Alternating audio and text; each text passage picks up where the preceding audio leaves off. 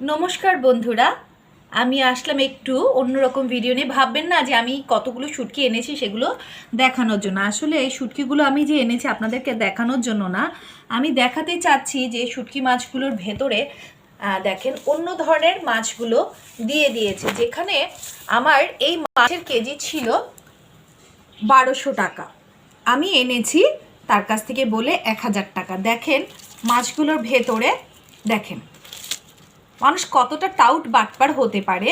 কক্সবাজার থেকে যারাই মাছ নিয়ে আসবেন না কেন, শুটকি মাছ, তারা অবশ্যই খুচরো নিয়ে আসবেন।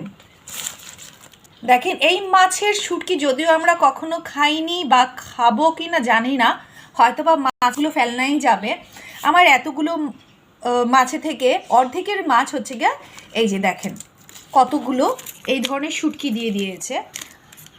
আসলে এটা খুবই দুঃখজনক। আরে ভাই, তোমাকে তো আমি সঠিক দামই দিয়েছি, তোমাকে তো আমি ঠকাইনি। তুমি যদি আমাকে ঠকাও তাহলে তো তোমাকে সৃষ্টিকর্তা ঠকাবে, তখন তো আমার দেখে কষ্ট লাগবে।